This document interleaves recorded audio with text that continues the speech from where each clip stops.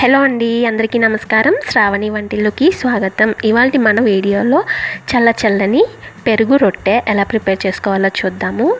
ముఖ్యంగా ఎండాకాలం ఇటువంటి రొట్టెలు తీసుకోవడం వల్ల మన ఒళ్ళు అనేది చల్లగా ఉంటుందన్నమాట, వేడి నుంచి కాపాడుతుంది. సో మరి ఈ పెరుగు రొట్టెను ఎలా ప్రిపేర్ చేసుకోవాలో చూద్దాము. చాలా సింపుల్, చాలా టేస్టీగా కూడా ఉంటుంది. ఇది ఇప్పుడు రొట్టె కాదండి, మన పాతకాలంలో వీటిని ఎక్కువగా చేసుకునేవాళ్ళు. సో మరి వీడియో చూసేయండి.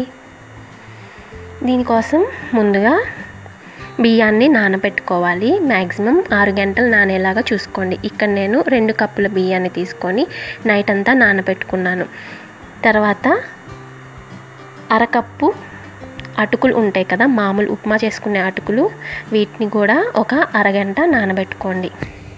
సో రెండింటిని శుభ్రంగా బాగా కడుక్కున్న తర్వాత ఒక మిక్సీ జార్లోకి తీసుకోండి. అటుకుల్ని వాటర్ అబ్జర్బ్ చేసుకుంటాయి కాబట్టి పిండుకొని వేసుకోండి. ఇందులోనే 2 ఎండుమిరపకాయలు, అలాగే 1 కప్పు పెరుగు తీసుకోండి. ఫ్రెష్ పెరుగు కన్నా కొంచెం ఒకరోజు ముందు తోడుపెట్టుకున్న పెరుగు ఉంటే కనుక అది వేసుకుంటే దోశలు అనేవి టేస్టీగా ఉంటాయి. అవసరమైతే కొంచెం వాటర్ పోసుకొని మెత్తగా రుబ్బుకోండి. ఇప్పుడు ఇందులోనే 1 స్పూన్ వరకు జీలకర్ర వేసుకొని మరొకసారి గ్రైండ్ చేసుకోండి. జీలకర్ర అనేది మనకి కోర్సుగా గ్రైండ్ అయితే బాగుంటుందన్నమాట. సో ఈ పిండిని గంట లేదా 2 గంటలు నానబెట్టుకుంటే మనకి దోశలు అనేవి రుచిగా ఉంటాయి. పులిసి దోశలు బాగుంటాయి అన్నమాట. ఈ కన్సిస్టెన్సీ ఉంటే సరిపోతుంది. మరీ పలచన చేసుకోవద్దు, మరీ గట్టిగా కూడా ఉంచుకోవద్దు.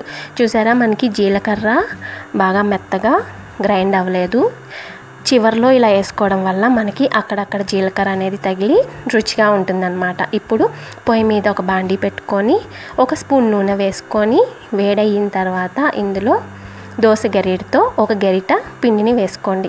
వేసుకున్న తర్వాత పల్చగా స్ప్రెడ్ చేసుకోండి.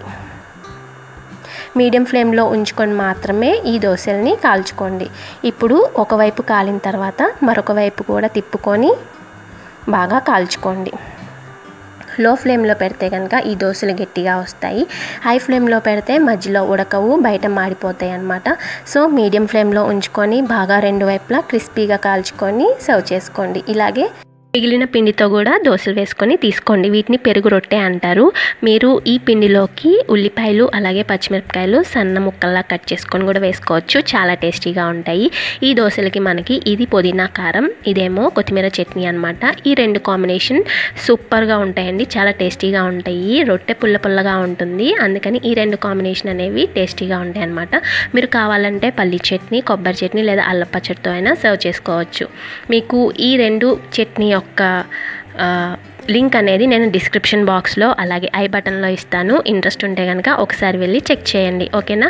ఇవి ప్రిపేర్ చేసుకొని మీకు ఎలా వచ్చాయి అనేది నాకు తప్పకుండా కామెంట్ చేసి తెలపండి.